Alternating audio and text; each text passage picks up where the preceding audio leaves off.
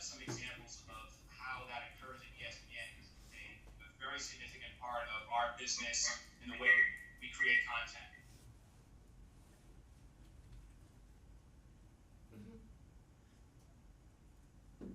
Anyway, does that work? Didn't work? What's that? Did that work? What? Are they seeing the slide? Yeah, so I'm on the second slide now. Awesome. All right. Sorry. We'll go old school on this one. Okay, so a lot of companies have mission statements. They're usually very elaborate and confusing and use a lot of jargon that doesn't mean anything to normal people. ESPN's mission statement is, to me, remarkably beautiful because it's short and it says exactly what we do, which is we serve sports fans anytime, anywhere. So if you want to experience a sporting event, experience sports news, follow your favorite team, follow your favorite athlete, our job at ESPN is to make sure that we can get you that content wherever you are on whatever device you're using, whether it's your television screen or your smartphone, your Xbox, your iPad. That's what we do. On the next slide. Yep. Ends with this. We have 3 I's that we do in the department that I'm in. Our job is to inform, to innovate, and to inspire. The first 2 you would typically expect from a research and analytics team. Of course, you don't inform people because that's what you do. You use data. You tell them what's going on. You certainly want to innovate. You always want to find new methods and new ways to get that data, to provide that kind of information. It's the last piece that I think sets us apart as a media research organization, and why ESPN is a great company, because we're expected to inspire, and that means inspire decisions, whether it be for content. So we work with content creators in the company. They're making TV shows, they're producing segments for Sports Center, how they're writing articles for ESPN.com or ESPN Magazine, how they're producing their radio show, and we're expected to inspire good business decisions. So, what area? Sorry, guys. We good? Yeah, you stalled for a second there. Okay. On the next slide is the last of the 3 quotes I will bombard you with. It's from my boss, Artie Bulgren, who runs Global Research and Analytics. Here's a tip for you guys: when you're in the corporate world, you can never go wrong quoting your boss in any kind of presentation. They really like that. I put this on a giant screen in front of a few hundred people a couple months ago. It went over very well. Artie likes to say that if you can't measure it, you can't monetize it. And that's a really important thing in the digital business, because there's so much content on so many devices. But ESPN, we're not a nonprofit. We're here to make some money and drive stock of our parent Walt Disney Company. And if you can't understand your audience, if you can't measure it, then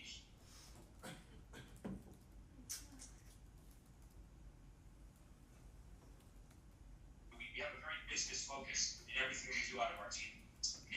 And on our team, which is the next slide, just a brief explanation of what I do. I gave you my background and my title, but essentially the digital research and analytics team is responsible for overseeing all of our audience research, analytics, and data strategy across every ESPN digital property. So if you guys interact with us on a computer or on your smartphone, on an Xbox, on an iPad, whether it's ESPN.com or one of our apps or one of our streaming video products, we're in charge of measuring all of that. In the background, that's my dog howling at something. So,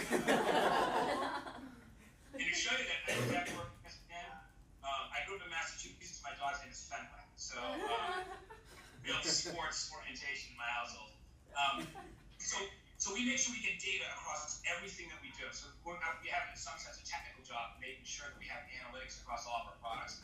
Most important thing is there's 6 key things that all that data and all of our work is in support of. It's to influence how ESPN builds all of our products, how we design them, how we program them, so what content we put in them, how we market them to consumers, how we distribute them, whether it's through wireless providers or cable companies, and how we sell their advertising money. So we have a very distinct role in terms of all our ESPN products. We also have a job in interpreting the broader marketplace trends, things like digital video, mobile technology, social media, and ultimately our job is developing best-in-class measurement methods. And the great thing about the way we're structured at ESPN digitally centered. So we work with everyone in the company. We're a digital media group, so we tend to work very closely with our digital media team. Maybe it's going to switch slides. Technology, so we get a real comprehensive view of everything that we do with the company, which is really valuable when you're trying to provide insights to the company, because we have a full perspective of what every group is working towards. So it makes our insights that much more rich and robust. So that's enough of the preamble. On the next slide, media trend insights. I'll give you guys some examples of the kind of insights that we provide to the company and how that supports our business. So I'll go through. So the first are media trend insights. On slide 7, I stood up in front of a big room in Orlando 2 months ago. Disney has the annual, what they call their Data and Analytics Summit, where all the practitioners of digital media research and analytics come together at Walt Disney World and across the Walt Disney Company. So people who work for the movies, studios, for the Parks and Resorts Group, all the media companies, all.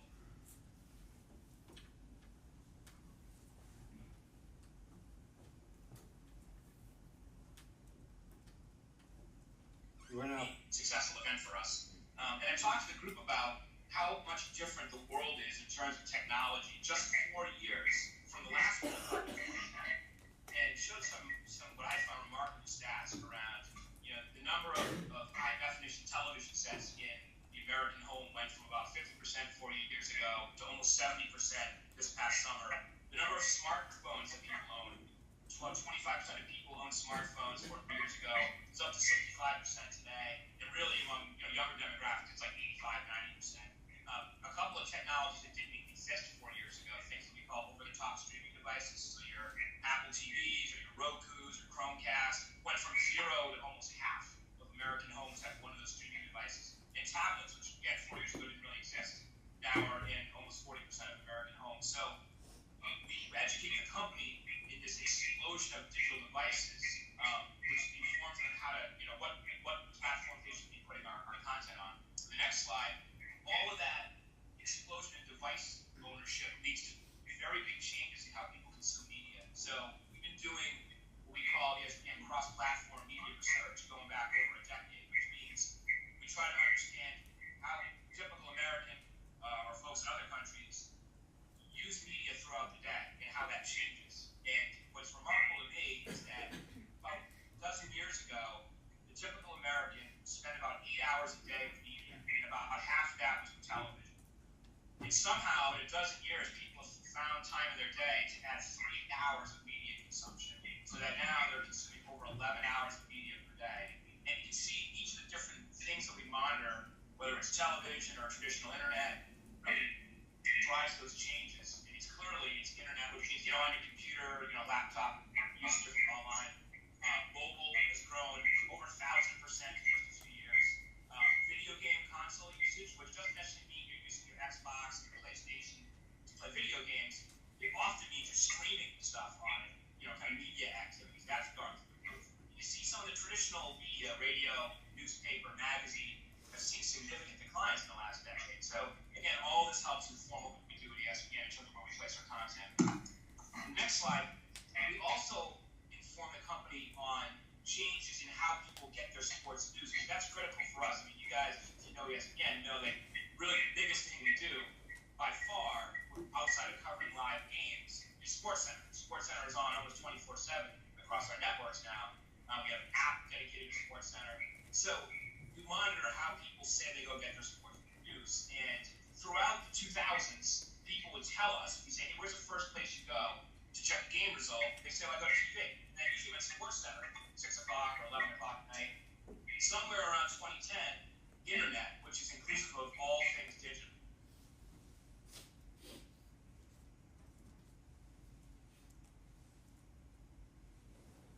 More people say go first to the internet. It doesn't mean ESPN necessarily. It could be Twitter, it could be Facebook, it could be another sports site. Say internet more than all the other media combined. So a huge sea change in how people get their sports news, which influences what we do at ESPN. They keep pace with the consumer. And the next slide is just about digital media.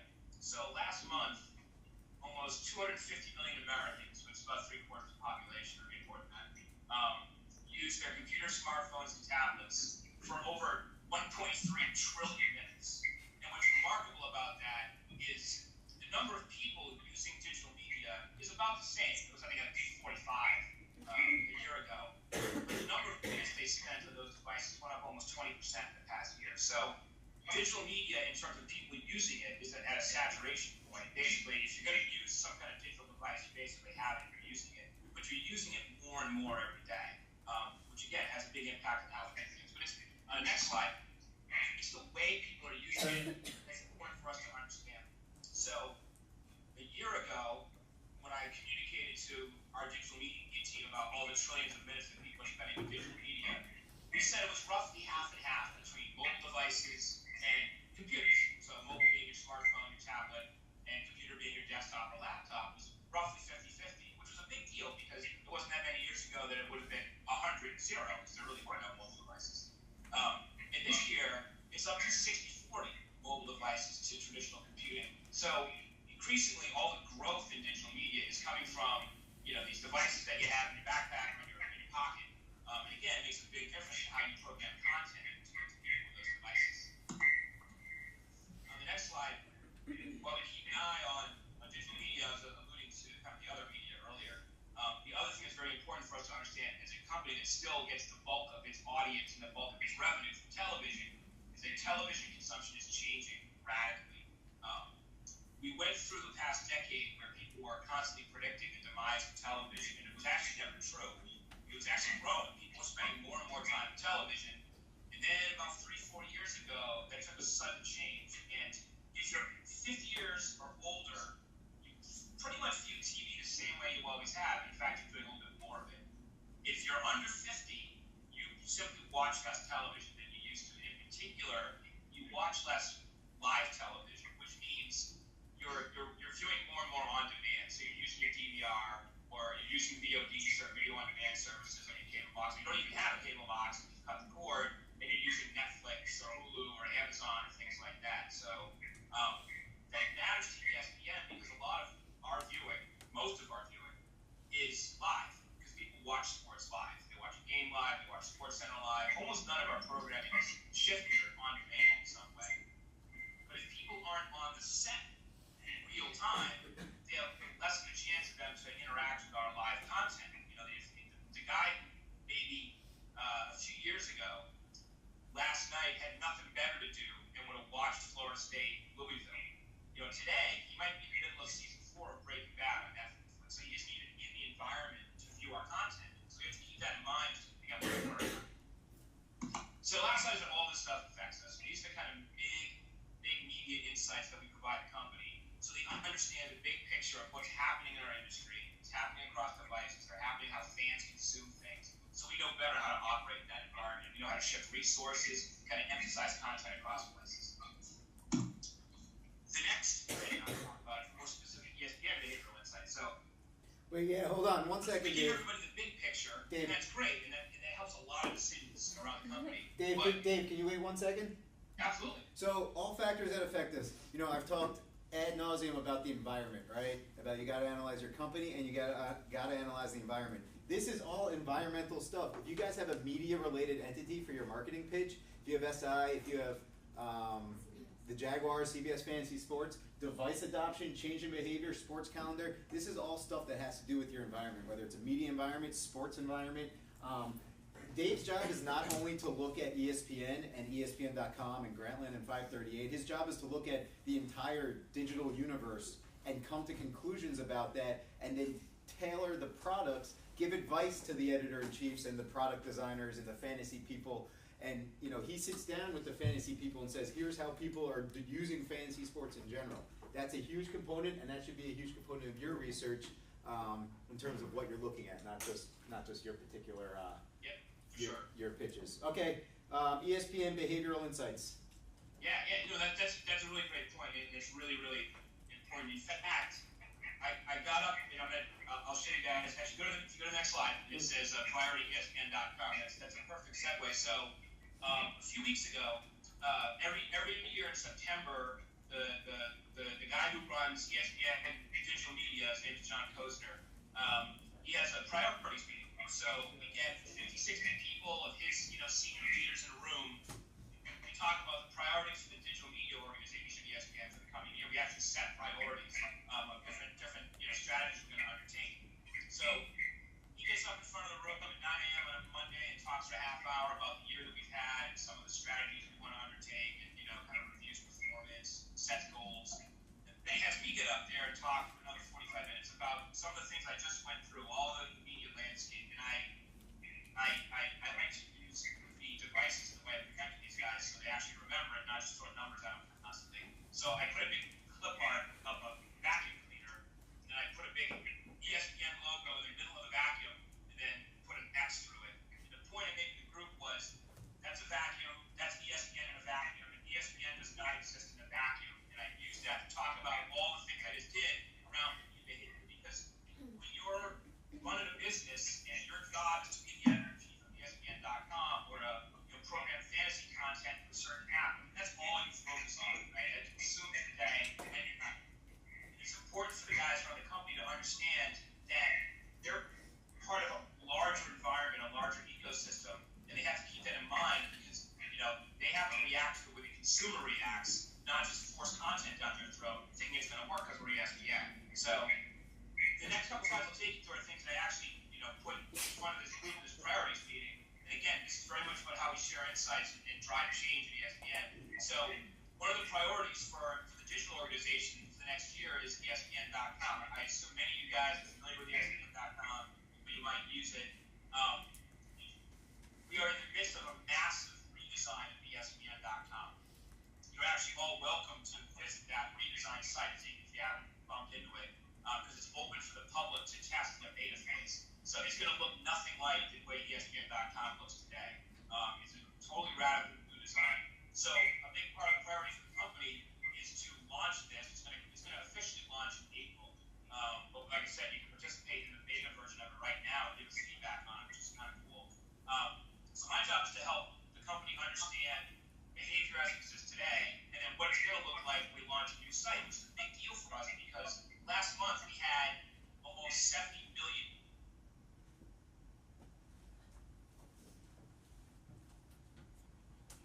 radical, a lot of things that happen to pay attention to. So one of the things I put in front of them is a chart like this. Here's the thing to keep in mind. From a year ago to this year, the traffic, the daily traffic to ESPN.com, about 20%. We had about 13 million people a day using ESPN.com a year ago. That's over 16 million people a day. And this year it's actually much more than that now in September and October. But our minutes, the time that people spend with ESPN.com, only grew 6%, right? So you get a lot of questions. Well, I don't understand. If there's 20% more people using the site, how come the time they spend with it only went up 6%? Shouldn't it be much more? So we look beneath the surface and look at the different devices people are using. The one to keep an eye on is smartphones. So the number of people using ESPN.com on their smartphone grew 50% a year. But the time they spend only grew 27%. It's actually not only 27%. That's actually a pretty good amount of growth. But people use their smartphones a lot differently than they use their computers. So when you're on your computer, you pull ESPN.com up, you kind of leave it up. You might linger on the site for 10, 15, 20 minutes. When you're on your iPhone or your Samsung, you pull up our site, you look at it for a couple minutes, and then you're gone, right? You don't leave it up. You don't linger on it. So even though we have a lot more people using it, they're spending a lot less time. That has implications on how our content gets consumed, and it has big implications on our advertising. Because if you're on for less time, you're seeing less ads. That impacts our ad sales and our advertisers. So I use that kind of insight to the team to orient them to the fact that you have to think about the devices people are using and then how you program your content, right? So the next couple slides will re-emphasize that idea of programming. So the next 3 slides in succession. First look at Monday through Friday, and then Saturday and Sunday. So here's the easy way to look at this chart. Look at the blue bars on the bottom, look at the red bars in the middle. And that's the number of people per minute that are using ESPN.com and other digital properties in ESPN. On the computer, in the red is mobile devices. And if you look at Monday through Friday, you see during the workday, where you guys are in school right now, a lot of people have laptops, a lot of people on ESPN.com. And then in the evening, a lot more mobile usage, which means people are either using it as a second screen at home, so they're sitting on the couch watching TV, flipping through ESPN.com on their iPhone, or they're out and about and you're keeping tracking news, or games, or fantasy, or gambling, whatever it might be, on your mobile device. On the next slide, which is Saturday, it's all about the live experience. This is a fall Saturday, and right around noon, when college football cranks up on the East Coast, mobile usage explodes, and it stays high throughout the day. And again, if you've been following games, following news, about your team, the next slide on Sunday is even more stark. Right around noon, 1 o'clock, as NFL games kick off, huge mobile usage of ESPN. And then, remarkably, around 3 o'clock in the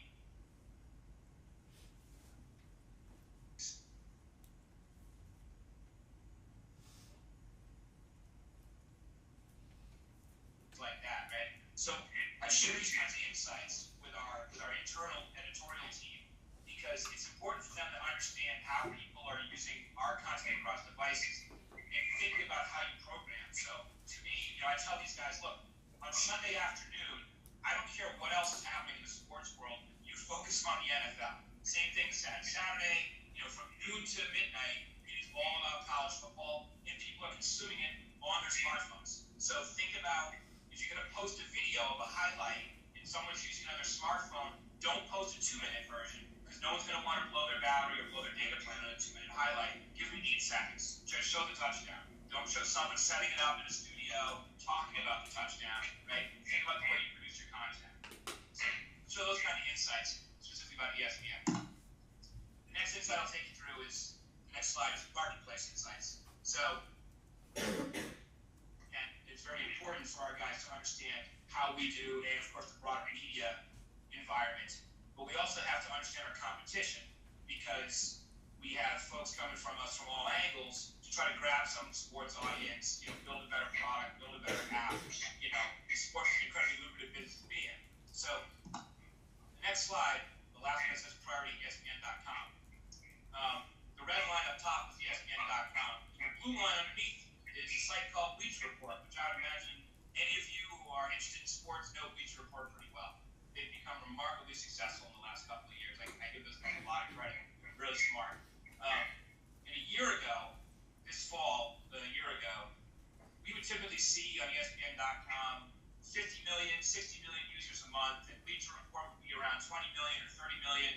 And no one in ESPN was all that concerned about Bleacher Report. And then something happened in December and January. That lead that we had, that was 30 million people a month, suddenly shrunk to 10 million, and then 8 million.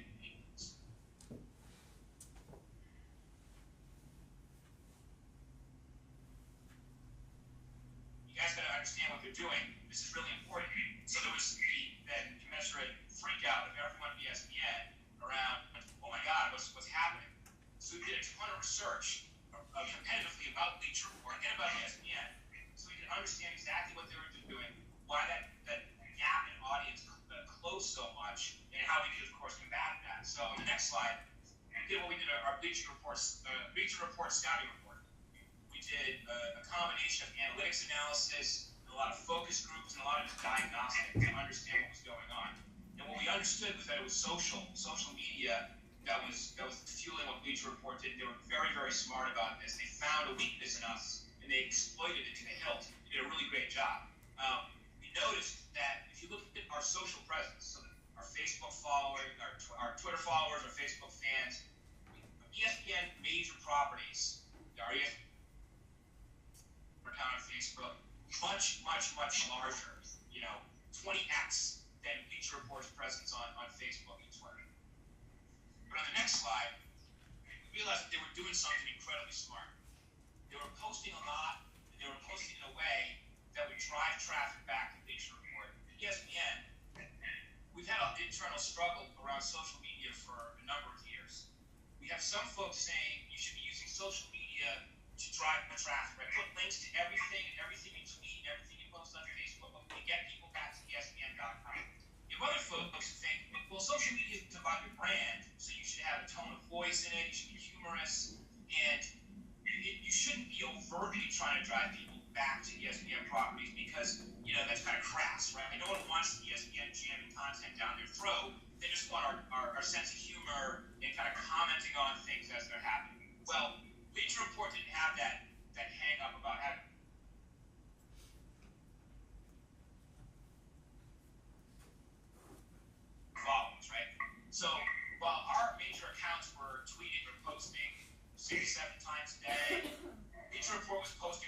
hour. In fact, they got to as high as about 35 times a day they were posting. And they almost always had links in their posts, whereas half the time they didn't have links in their posts. So we put this in front of our digital team, in front of our marketing team, our editorial team to say, this is what they're doing. And the next slide shows how it manifested itself. We looked at the number of clicks that Bleacher Report gets from Facebook on all the content they have that links back to BleacherReport.com. And we looked at their growth in their mobile unique visitors, the number of people that go to their mobile site. Because most people use social media on their smartphones. They click on a link, it takes them to the mobile version of a website, and that's how they get the content. You can see the chart on the right-hand side, an exact correlation of the way they got more clicks and it led to more unique users. And that's entirely how they close this gap with us in terms of audience on a monthly basis. So the idea here is that we're able to share a lot of insights with people, have them understand what a competitor was doing, the strategies and tactics.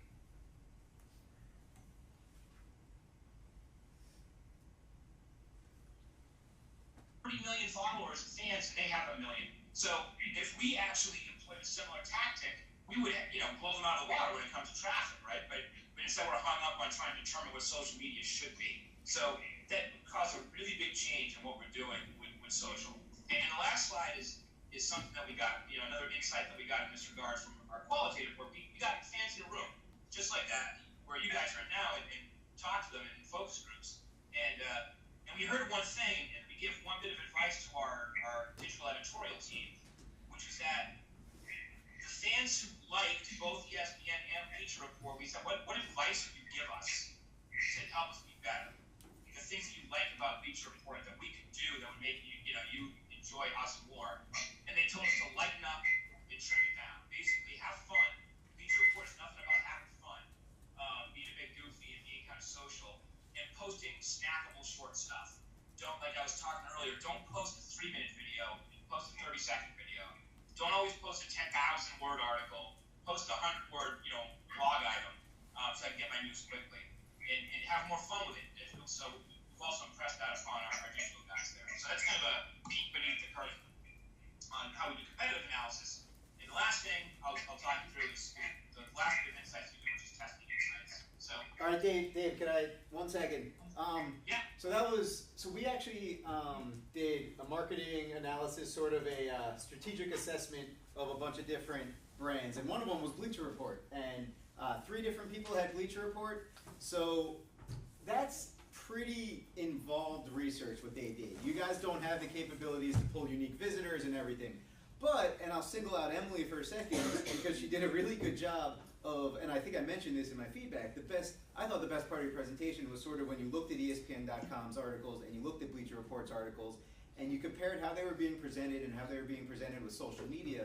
And it's something that you don't need fancy statistical tools to see, that they were able to push their content out through social media. They gave the fans more tools. They also, Dave talked about, is social media for branding or is it for link generation? And you talked about how authors had sort of a bigger author page and things like that. And that's a great insight to come up with, just with really rudimentary, she just had the internet.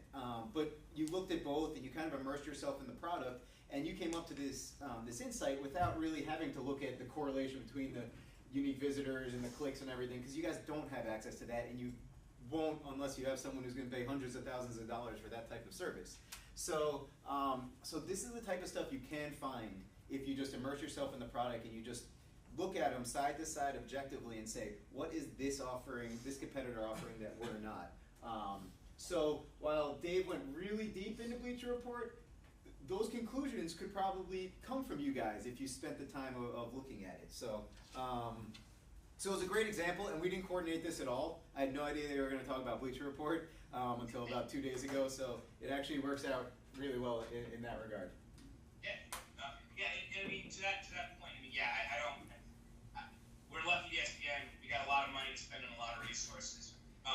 That being said, one of the things about research and analytics is that it's a luxury to have a lot of resources and be able to hold a focus group, around the country and spend lots of money doing analytics analysis.